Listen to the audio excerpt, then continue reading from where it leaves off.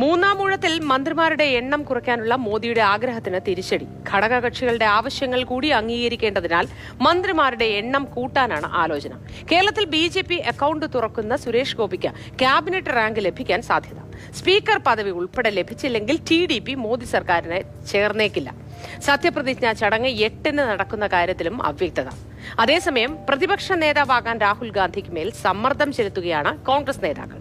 വിവരങ്ങളുമായി ദില്ലിയിൽ നിന്നും ബി ബാലഗോപാൽ ചേരുന്നു. Balagopal, good morning.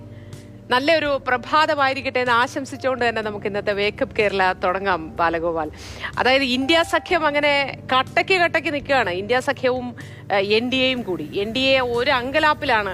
ഇനി എന്താണ് ചെയ്യുക, വ്യക്തതയൊന്നും വന്നിട്ടുമില്ല. 8-ാം തീയതി വെച്ചിരുന്ന സത്യപ്രതിജ്ഞയിലും ഒരു അവ്യക്തത. ഇനി എന്തായിരിക്കും മുന്നോട്ടുള്ള കാര്യങ്ങൾ? എങ്ങനെയാവും രാഹുൽ ഗാന്ധി പ്രതിപക്ഷ നേതാവാകുമോ? നമ്മുടെ പ്രേക്ഷകർക്കടക്കം വലിയ ആശങ്കയിലാണ്. Modi, good morning. നല്ലൊരു വാർത്തകളുടെ ദിവസമായിരിക്കട്ടെ എന്ന് തന്നെയാണ് ഞാനും ആശംസിക്കുന്നത്. എന്തായാലും ഡൽഹിയിൽ നിന്ന് നിരവധി വാർത്തകൾ ഉണ്ടാകുമെന്ന കാര്യത്തിൽ യാതൊരു തർക്കവുമില്ല. ഇന്നലെ ഈ 8-ാം തീയതി മൂന്നാം മോദി സർക്കാരിന്റെ സത്യപ്രതിജ്ഞാ ചടങ്ങുകൾ ഉണ്ടാകുമെന്ന ആയിരുന്നു വൈകിട്ടൊക്കെ ഏതാണ്ട് കരുതിയിരുന്നത്. പക്ഷേ അത് സംബന്ധിച്ചുള്ള ചില അവ്യക്തതകളും ഇപ്പോൾ ഉണ്ടാകുകയാണ്. കാരണം സത്യപ്രതിജ്ഞ സംബന്ധിച്ചുള്ള ഔദ്യോഗികമായ അറിയിപ്പുകൾ ഒന്നും തന്നെ രാഷ്ട്രപതി ഭവനിൽ നിന്ന് പുറത്തു വന്നിട്ടില്ല. ഇന്നലെ വൈകിട്ട് ഡൽഹിയിൽ ഈ സത്യപ്രതിജ്ഞാ ചടങ്ങ് സംബന്ധിച്ചൊരു ഉന്നതതല യോഗം ചേർന്നിരുന്നു. ആ യോഗത്തിലും ഈ സത്യപ്രതിജ്ഞയുടെ സമയം സംബന്ധിച്ചും തീയതി സംബന്ധിച്ചുമുള്ള ചർച്ചകൾ നടന്നിട്ടില്ല എന്നാണ് വ്യക്തമാക്കുന്നത്. ഏതായാലും അതിലേക്ക് നമുക്ക് വരാം. അതിനു മുമ്പ് NDAയിലാണ് ഇപ്പോൾ വലിയ തോതിലുള്ള ഈ ചർച്ചകളൊക്കെ നടക്കുന്നത്. NDAയിൽ ആര് മന്ത്രിയാവും, ആർക്ക് ഏത് പദവി ലഭിക്കും തുടങ്ങിയ കാര്യങ്ങളിലൊക്കെയാണ് ഈ ചർച്ചകൾ നടക്കുന്നത്. ഏറ്റവും പുതുതായി ലഭിക്കുന്ന വിവരമനുസരിച്ച് ഘടകകക്ഷികളുമായി സംസാരിക്കുന്നതിന് പ്രധാനമന്ത്രി നരേന്ദ്രമോദി 3 BJP നേതാക്കളെ രംഗത്തിറക്കിയിരിക്കുന്നു എന്നതാണ്. കേന്ദ്ര ആഭ്യന്തരമന്ത്രി അമിത്ഷാ, അതുപോലെ തന്നെ BJP ദേശീയ അധ്യക്ഷൻ JP നദ്ദ, പ്രതിരോധ മന്ത്രി രാജ്നാഥ് സിംഗ്, ഈ 3 നേതാക്കളും BJPയുടെ നിലവിലെ ഘടകകക്ഷികൾ, അതായത് NDAയുടെ ഘടകകക്ഷി നേതാക്കളുമായി സംസാരിക്കുമെന്നാണ് അറിയിച്ചിട്ടുള്ളത്. ഈ നേതാക്കളുമായുള്ള ആശയവിനിമയം ഇതിനോടകം തന്നെ ആരംഭിച്ചിട്ടുണ്ട്. ഇന്നലെ പൊതുവെ കരുതിയിരുന്നത്, അല്ലെങ്കിൽ പൊതുവെ പറഞ്ഞു കേട്ടിരിക്കുന്നത്, TDP ചില ആവശ്യങ്ങൾ ഈ NDA നേതൃത്വത്തിന് മുമ്പാകെ, അതായത് അമിത്ഷാ ഉൾപ്പെടെയുള്ള നേതാക്കൾക്ക് മുമ്പിൽ വച്ചിരുന്നു എന്നതാണ്. സ്പീക്കർ പദവി, നിർണായകമായ മന്ത്രി പദവി എന്നൊക്കെയാണ്. പക്ഷേ ഇപ്പോൾ TDP നേതാക്കൾ പറയുന്നത് തങ്ങൾ ഒരാവശ്യവും ഔദ്യോഗികമായി ഉന്നയിച്ചിട്ടില്ല, പകരം തങ്ങൾക്ക് എന്ത് ലഭിക്കുമെന്ന് കാത്തിരുന്ന് കാണുകയാണ് എന്നതാണ്. അതായത് BJP തങ്ങളോട് തങ്ങൾക്ക് എന്തൊക്കെ തരാം എന്ന്, എന്തൊക്കെ തരില്ല എന്ന കാര്യത്തിൽ ഒരു വ്യക്തത വരുത്തട്ടെ എന്നാണ്. അങ്ങനെ വരുത്തിയതിനു ശേഷം മന്ത്രിസഭയിൽ ചേരണമോ ചേരണ്ടയോ എന്ന കാര്യത്തിൽ തീരുമാനിക്കുമെന്നാണ് TDP കേന്ദ്രങ്ങൾ പറയുന്നത്. തങ്ങളുടെ ആവശ്യങ്ങൾ, അല്ലെങ്കിൽ തങ്ങളുടെ ഈ പറയുന്ന കാര്യങ്ങളിൽ ചന്ദ്രബാബു നായിഡുവിനും TDPക്കും തൃപ്തിയില്ല എങ്കിൽ പുറത്തു നിന്നുള്ള പിന്തുണ മാത്രമേ ഈ സർക്കാരിന് നൽകാൻ സാധ്യതയുള്ളൂ എന്നാണ് TDP കേന്ദ്രങ്ങൾ വ്യക്തമാക്കുന്നത്. അതുപോലെ തന്നെ JDUവും അവരുടെ ഈ സമ്മർദ്ദം കൂടുതൽ ശക്തമാക്കിയിട്ടുണ്ട്. ചുരുങ്ങിയത് 4 മന്ത്രി പദവിയെങ്കിലും ഇത്തവണ ലഭിക്കണമെന്നാണ് JDU ആവശ്യപ്പെടുന്നത്.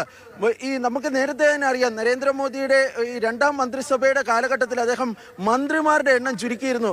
നിലവിൽ ഈ പാർലമെന്റിന്റെ അംഗസംഖ്യയൊക്കെ വെച്ച് നോക്കുകയാണെങ്കിൽ 81 പേരെ മന്ത്രിയാക്കാമായിരുന്നു. അദ്ദേഹം അന്ന് 71 പേരെയാണ് 2019 മന്ത്രിമാരാക്കി, അല്ലെങ്കിൽ അദ്ദേഹത്തിന്റെ മന്ത്രിസഭയിൽ ഉണ്ടായിരുന്നത്. ഇത്തവണ ചില വകുപ്പുകളൊക്കെ സംയോജിപ്പിച്ചുകൊണ്ട് ആ മന്ത്രിമാരുടെ എണ്ണം ഏതാണ്ട് 60-ൽ കുറയ്ക്കാം എന്നായിരുന്നു നരേന്ദ്രമോദി ആദ്യം ആലോചിച്ചിരുന്നത്. അദ്ദേഹത്തിന്റെ 100 ദിന കർമ്മ പരിപാടിയിൽ അക്കാര്യമൊക്കെ വിശദീകരിക്കുകയും ചെയ്തിരുന്നു. പക്ഷേ നിലവിലെ സാഹചര്യത്തിൽ മോദി സർക്കാരിനെ സംബന്ധിച്ചിടത്തോളം ഈ മന്ത്രിമാരുടെ എണ്ണം വർദ്ധിപ്പിക്കുക, അതായത് ഏതാണ്ട് 81-ലേക്കൊക്കെ എത്തിക്കുക എന്നത് മാത്രമാണ് ഇപ്പോഴത്തെ പ്രതിസന്ധി പരിഹരിക്കാൻ ഒരു പോംവഴി എന്നാണ് പറഞ്ഞു കേൾക്കുന്നത്. ഫലത്തിൽ 3ാം നരേന്ദ്രമോദി സർക്കാർ അധികാരമേൽക്കുകയാണെങ്കിൽ അതൊരു ജംബോ ക്യാബിനറ്റ് ആയിരിക്കുമെന്ന കാര്യത്തിൽ യാതൊരു തർക്കവുമില്ല. നമുക്ക് കേരളീയരെ സംബന്ധിച്ചിടത്തോളം, മലയാളികളെ സംബന്ധിച്ചിടത്തോളം ഏറ്റവും ആകാംക്ഷ കേരളത്തിൽ നിന്ന് ആരൊക്കെ മന്ത്രിയാകും എന്നതാണ്. കേരളത്തിൽ ഇത്തവണ BJPക്ക് അക്കൗണ്ട് തുറന്നു. തൃശ്ശൂരിൽ അക്കൗണ്ട് തുറന്ന സുരേഷ് ഗോപിക്ക് ക്യാബിനറ്റ് പദവി തന്നെ ലഭിക്കുമെന്നാണ് BJP കേന്ദ്രങ്ങളൊക്കെ പറയുന്നത്. പക്ഷെ അദ്ദേഹത്തിന് ഏത് വകുപ്പ് ലഭിക്കുമെന്ന കാര്യത്തിൽ ഒരു വ്യക്തത ഇതുവരെ ഉണ്ടായിട്ടില്ല. കാരണം സുപ്രധാനമായ പല വകുപ്പുകളിലും ഇതിനോടകം തന്നെ ഘടകകക്ഷി നേതാക്കളൊക്കെ അവകാശവാദം ഉന്നയിച്ച സാഹചര്യത്തിൽ BJP മന്ത്രിമാരുടെ വകുപ്പുകൾ അത് സംബന്ധിച്ചുള്ള ഒരു വ്യക്തത ഉണ്ടായിട്ടില്ല. ഇന്ന് മുതൽ ഈ BJPയുടെയും NDAയുടെയും ഒക്കെ MP-മാർ ഡൽഹിയിൽ എത്തുന്നതായിരിക്കും. സുരേഷ് ഗോപിയും ഇന്ന് എത്തിച്ചേരുമെന്നാണ് അറിയിച്ചിട്ടുള്ളത്. അദ്ദേഹം ഇന്ന് പ്രധാനമന്ത്രിയുമായി കൂടിക്കാഴ്ച നടത്തും. അതിനുശേഷമായിരിക്കും ഈ മന്ത്രിസ്ഥാനം സംബന്ധിച്ചുള്ള കാര്യത്തിൽ ഒരു അന്തിമ തീരുമാനം ഉണ്ടാകുക. പക്ഷേ നിലവിൽ ലഭിക്കുന്ന സൂചനകൾ പ്രകാരം മൂന്നാം നരേന്ദ്രമോദി സർക്കാർ അധികാരം ഏൽക്കുകയാണെങ്കിൽ സുരേഷ് ഗോപി അതിലൊരു ക്യാബിനറ്റ് മന്ത്രിയായിരിക്കുമെന്നാണ് BJP കേന്ദ്രങ്ങൾ പറയുന്നത്. ഇതിനു പുറമെ ഈ കേരളത്തിൽ നിന്ന് സഹമന്ത്രിമാരെ കൂടി, അതായത് നിലവിൽ BJPയുടെ വോട്ട് ശതമാനം വർദ്ധിച്ചിട്ടുണ്ട്. അതിൽ പ്രധാനപ്പെട്ട 2 ഘടകങ്ങളായി BJP കേന്ദ്ര നേതൃത്വം കരുതുന്നത് ക്രിസ്ത്യൻ ന്യൂനപക്ഷ വിഭാഗങ്ങളിൽ നിന്നും ഈഴവ സമുദായത്തിൽ നിന്നും പാർട്ടിക്ക് നല്ല തോതിലുള്ള വോട്ടുകൾ ലഭിച്ചു എന്നതാണ്. അതുകൊണ്ട് തന്നെ ആ വിഭാഗത്തിൽപ്പെട്ടവരെ കൂടി ഉൾക്കൊള്ളിക്കുന്നതിന് ചില സഹമന്ത്രി പദവി ആ വിഭാഗത്തിൽപ്പെട്ടവർക്ക് നൽകാൻ സാധ്യതയുണ്ട് എന്നും BJP കേന്ദ്രങ്ങൾ പറയുകയും ചെയ്യുന്നുണ്ട്. മോത്തി.